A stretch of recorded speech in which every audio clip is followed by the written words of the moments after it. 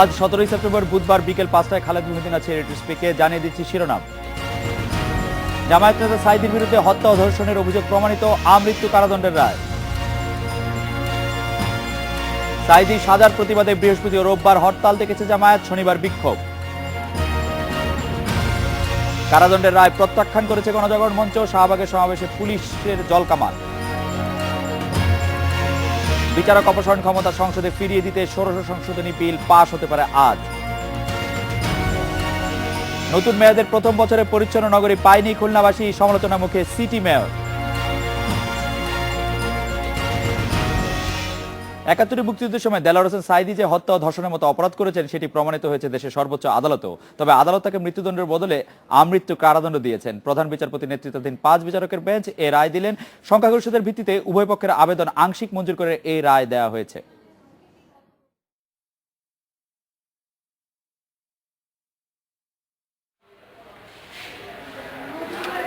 জামায়াত নেতা সাঈদীর বিরুদ্ধে আনা ২০টি অভিযোগের মধ্যে ইব্রাহিম কুট্টি ও বিসাব আলীকে হত্যা এবং হিন্দু সম্প্রদায়ের বাড়িঘরে আগুন দেওয়ার ২টি অভিযোগে তাকে ২০১৩ সালের ২৮শে ফেব্রুয়ারি মৃত্যুদণ্ড দেয় আন্তর্জাতিক অপরাধ ট্রাইব্যুনাল। আরও ৬টি অভিযোগ সন্দেহাতীতভাবে প্রমাণিত হলেও ২টিতে ফাঁসির আদেশ হওয়ায় সেগুলোতে কোনো সাজা দেয়নি ট্রাইব্যুনাল। এই রায়ের বিরুদ্ধে আপিল করেন সাঈদী। অন্যদিকে প্রমাণিত হলেও সাজা না হওয়া ৬ অভিযোগের ক্ষেত্রে সাঈদীর শাস্তি চেয়ে আপিল করে রাষ্ট্রপক্ষ। ৪৯ দিনের শুনানি শেষে গত ১৬ এপ্রিল মামলার রায় অপেক্ষমান তালিকায় রাখে আপিল বিভাগ। রায়ে সর্বোচ্চ আদালত জানিয়েছে ৩টি অপরাধের জন্য সংখ্যাগরিষ্ঠের মতের ভিত্তিতে সাঈদীকে আমৃত্যু, একটিতে ১২ বছর ও একটিতে ১০ বছর কারাদণ্ডাদেশ দেয়া হয়েছে। দুইটা খুব ইম্পর্ট্যান্ট চার্জের ব্যাপারে ট্রাইব্যুনাল তাকে কোনো সাজা প্রদান করেনি। সেটা হলো ১৬ আর ১৯, রেপ করা, মহিলাদের নির্যাতন করা এবং জোরপূর্বক ধর্মান্তরিত করা। এটাতে তাকে যে পর্যন্ত উনি জীবিত থাকবেন, ওনার বায়োলজিক্যাল ডেথ না হওয়া পর্যন্ত ওনাকে জেলেই থাকতে হবে। এদিকে আসামিপক্ষের আইনজীবী খন্দকার মাহবুব হোসেন মনে করেন এ রায় ন্যায় বিচার প্রতিষ্ঠিত হয়নি। পেনাল করে ৩০ বছর ম্যাক্সিমাম, সাধারণত একজন যাবজ্জীবন প্রাপ্ত আসামিকে ২০ বছর খাটতে হয়। এখানে অ্যাপেলেট ডিভিশন বলেছেন তার জীবিতকালীন সময় তার জেলে থাকতে হবে। এই ব্যাপারে আমরা ক্ষুব্ধ। আমরা আশা করি মামলার জাজমেন্ট পাওয়ার পরে আমরা রিভিউ করব। এখন পর্যন্ত আপিল বিভাগের রায়ে শুধু জামায়াত নেতা কাদের মোল্লার ফাঁসি কার্যকর করা হয়েছে। প্রায় ৫ মাস অপেক্ষমান তালিকায় থাকার পর জামায়াত নেতা দেলোয়ার হোসেন সাঈদীর মামলার চূড়ান্ত রায় দিল সুপ্রিম কোর্টের আপিল বিভাগ। তবে এ রায়ে কোনো পক্ষই পুরোপুরি খুশি হতে পারেনি এবং রয়েছে রিভিউ পিটিশন নিয়ে বিতর্ক। তবে সাধারণ মানুষের প্রত্যাশা ঝুলে থাকা বিচারগুলো যত তাড়াতাড়ি শেষ হয় ততই জাতির জন্য মঙ্গল। Ilias Hossain, independent news, supreme court, Dhaka. সাঈদীর রায়ের পর আজ মন্ত্রী, আইনজীবী থেকে শুরু করে বিভিন্ন পক্ষ থেকে কে কি মন্তব্য করেছেন দেখে নেই তার কতগুলো। আমি সরকারের একজন সদস্য হিসাবে, একজন ব্যক্তি হিসাবে এবং বাংলাদেশের একজন নাগরিক হিসাবে সর্বোচ্চ আদালতের যে রায় এবং সর্বোচ্চ আদালতের সব রায়ের প্রতি শ্রদ্ধাশীল, কিন্তু এই রায়ে আমি মর্মাহত।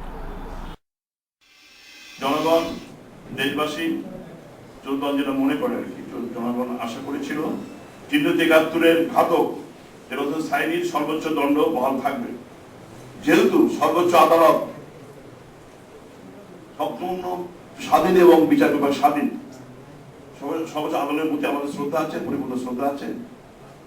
যে রায় হোক তাদের আমাদের শ্রদ্ধা আছে, কিন্তু আমাদের জনগণের আশা যেটা ছিল, আমরা যেটা আশা করেছিলাম সর্বোচ্চ দণ্ড বহাল থাকবে।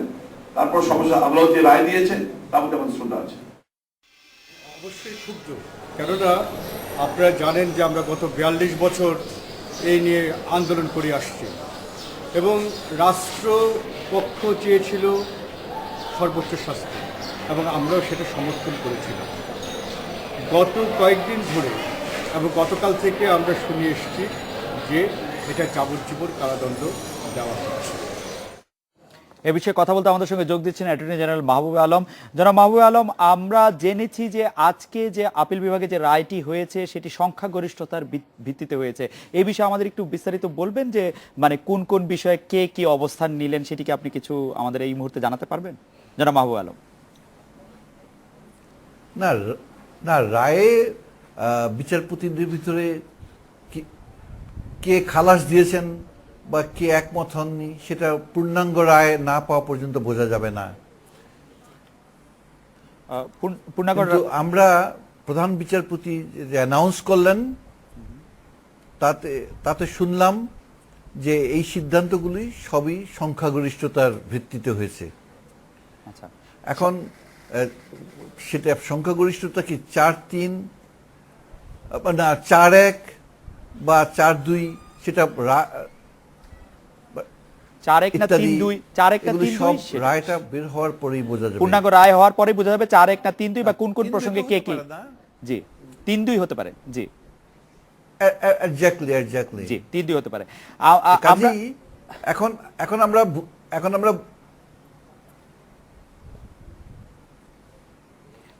এখন যেটা বুঝেছি যে মোটমাট 8টা চার্জে আদালত ট্রাইব্যুনাল তাকে দোষী সাব্যস্ত করেছিল, কিন্তু সাজা দিয়েছিল মাত্র 2টো চার্জের ব্যাপারে। তো তার বিরুদ্ধে আমরা একটা আপিল করেছিলাম এবং দেলোয়ার সাইদিও একটা আপিল করেছিলেন। জি, দেলোয়ার সাইদির যে আপিল, সে আপিলটা আংশিক মঞ্জুর হয়েছে, অর্থাৎ ইব্রাহিম কুট্টির যে মৃত্যুর ব্যাপারে তাকে মৃত্যুদণ্ড দেওয়া হয়েছিল সেটাকে কমিয়ে 12 বৎসর করা হয়েছে, এবং বিশাব আলীর হত্যাকাণ্ডের ব্যাপারে তাকে যেই মৃত্যুদণ্ড দেওয়া হয়েছিল সেটাকে যাবজ্জীবন মানে আমৃত্যু তাকে জেলে থাকতে হবে, এই সিদ্ধান্ত দেওয়া হয়েছে। আর কতগুলো বাকি 6টা চার্জে নিম্ন আদালত অর্থাৎ ট্রাইব্যুনাল কোনো সাজা তাকে দেয়নি।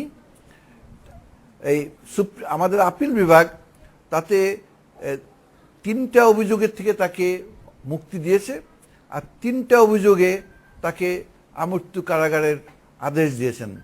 এই 3টার ভিতরে একটি হলো আপনার 3 জন মহিলাকে অপহরণ করে নিয়ে তাদেরকে আটকে রেখে তাদের উপর নির্যাতন করা, ধর্ষণ করা। এই অভিযোগে তাকে আমৃত্যু কারাগারে থাকতে হবে। আরেকটা অভিযোগ হলো যারা নাকি মাইনরিটি কমিউনিটির লোক ছিল তাদেরকে জোর করে ধর্মান্তরিত করা এবং তাদেরকে জোর করে তাদের ধর্ম থেকে তাদেরকে সরিয়ে দেওয়া। এই অভিযোগেও তাকে আমৃত্যু সশ্রম কারাদণ্ডে দণ্ডিত করা হয়েছে।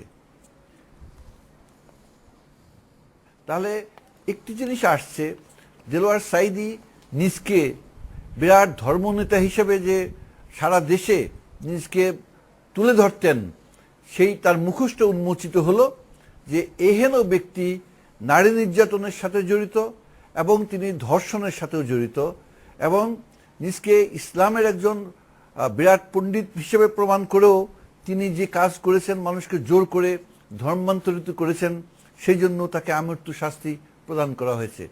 অর্থাৎ এই দুটো চার্জে তাকে যে শাস্তি দেওয়া হয়েছে এটা তাকে তার নৈতিক পরাজয় হয়েছে।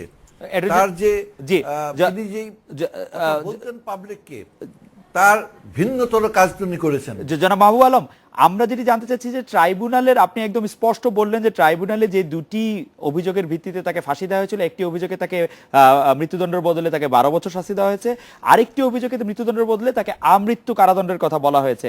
এই যে মৃত্যুদণ্ডটি বদলে আমৃত্যু কারাদণ্ডের কথা বলা হলো, সেই ক্ষেত্রে কি কোনো ভিউ নিয়েছিলেন আদালত সেখানে? যে আমরা এর আগে জানি যে গোলাম আজমের ক্ষেত্রে বা জনাব আব্দুল আলিমের ক্ষেত্রে তাদের বয়স বিবেচনা করা হয়েছিল, এক্ষেত্রে কি এরকম কোনো বিবেচনার কথা তারা বলেছেন?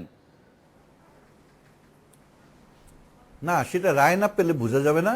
কিন্তু আমি শুনানির সময় যে একটা জিনিস লক্ষ্য করেছি, ইব্রাহিম কুট্টির ব্যাপারে, ইব্রাহিম কুট্টির মৃত্যুর পরে পরে ইব্রাহিম কুট্টির স্ত্রী 1972 সনে একটি মামলা করেছিলেন, এবং সেই মামলাতে দেলোয়ার সাইদির নামটা ছিল না। এই বিষয়টা নিয়ে যখন মামলা চলছে তখন আমি নিজে পিরোজপুর গিয়েছি, আমি নিজে বরিশাল গিয়েছি, যে এই মামলার এজাহার শুধু আছে, চার্জশিট কোথায় গেল, তার কেস রেকর্ড কোথায় গেল। কিন্তু আমি অনেক চেষ্টা করেও এই কেস রেকর্ড এবং আপনার এই মামলার যে রেজিস্টার সেটা খুঁজে বের করতে পারিনি। আমার বদ্ধমূল ধারণা যে দেলোয়ার সাঈদীর পক্ষ থেকে কেউ এই সমস্ত কাগজপত্র গায়েব করেছে, এবং এই ব্যাপারে আমি সরকারকে অনুরোধ করব পূর্ণাঙ্গ তদন্ত করার ব্যাপারে। এটা হলো ইব্রাহিম কুট্টি। জনাব মাহবুব আলম, এই রায়টির বিরুদ্ধে কি রিভিউ চলতে পারে? আপিল বিভাগের জনাব কাদের মোল্লার ব্যাপারে যে রায় হয়েছিল, রিভিউ হয়েছিল, সেক্ষেত্রে একটি সিদ্ধান্ত ছিল যে রিভিউ চলতে পারে না, কিন্তু এটির ক্ষেত্রে কি রিভিউ চলার কোনো সুযোগ আছে? আপনারা কোনো আপিল আবেদন করতে পারবেন বা দেলোয়ার হোসেন সাঈদীর পক্ষ? না, আমি কাদের মোল্লার সাজা প্রদানের পরে আমাকে জিজ্ঞেস করা হয়েছিল সাংবাদিকদের পক্ষ থেকে। তা আমি তখন বলেছিলাম এটা স্পেশাল আইন, কোনো রিভিউ চলবে না, এবং আপিল বিভাগেও আমি এই একই বক্তব্য রেখেছি। কাজে আপিল বিভাগ কাদের মোল্লার মামলার ব্যাপারে রিভিউ পিটিশনে যে রায় দিয়েছেন, সেই রায়টা না পাওয়া পর্যন্ত এই ব্যাপারে চূড়ান্ত কোনো কথা বলা যাচ্ছে না। সর্বশেষ আমরা জানতে চাইবো যে বলা যাচ্ছে না। আজকে আইনমন্ত্রী অ্যাডভোকেট আনিসুল হক প্রসিকিউশন টিম নিয়ে এক ধরনের হতাশাই প্রকাশ করেছেন। তিনি বলেছেন যে প্রসিকিউশন টিমের যা অবস্থা সেখানে পরিবর্তন আসা উচিত। আপনি কি প্রসিকিউশন টিমের ক্ষেত্রে কোনো ধরনের ঘাটতি দেখতে পান জনাব মাহবুব আলম? আমি তদন্ত টিম এবং প্রসিকিউটর উভয়ের ব্যাপারেই বলবো, আনিসুল হকের সাথে আমি সম্পূর্ণ একমত, এবং আমিও প্রচণ্ড রকম হতাশ। এবং এখানে আমি এই যে ইব্রাহিম কুট্টির ব্যাপারে সম্পূর্ণ কাগজ তারা কেন দিতে পারল না তদন্ত টিম, এটা আমার কাছে রহস্যজনক মনে হয়। আর এই ব্যাপারটি এই প্রসিকিউশন টিমে যে আইনজীবীকে এটা পরিচালনা করার জন্য দেওয়া হয়েছিল, আমার জানা মতে তার কোনো ক্রিমিনাল ট্রায়াল করার কোনো অভিজ্ঞতাই ছিল না। সে কিভাবে নিয়োগ পেলেন? তিনি কিভাবে নিয়োগ পেলেন তাহলে? এটা আমি বলতে পারবো না, আমি তো এটা তৎকালীন মিনিস্ট্রি অফ লর ব্যাপারে এটা। জনাব মাহবুব আলম, আমরা কি আরেকটি প্রশ্ন করতে পারি যে দেলোয়ার হোসেন সাঈদীর রায় নিয়ে রাষ্ট্রপক্ষের পরবর্তী কোনো পদক্ষেপ নেয়ার আছে কিনা? রাষ্ট্রপক্ষকে আর কোনো পদক্ষেপ নিতে পারবে সাঈদীর রায় সম্পর্কে? আপনি যে প্রশ্নটা আগে করলেন যে রিভিউর ব্যাপারে, সেটা তো আমি আগেই জবাব দিলাম। কাদের মোল্লার মামলার যে রিভিউ হয়েছিল, সেই রিভিউর রায়টা না দেখে এই ব্যাপারে চূড়ান্ত কথা বলা যাবে না। জনাব মাহবুব আলম, আপনাদের অনেক ধন্যবাদ। আমাদের সাথে অ্যাটর্নি জেনারেল মাহবুব আলম যোগ দিয়েছিলেন, তিনি জানালেন এই রায়টি সম্পর্কে তার সর্বশেষ কথা।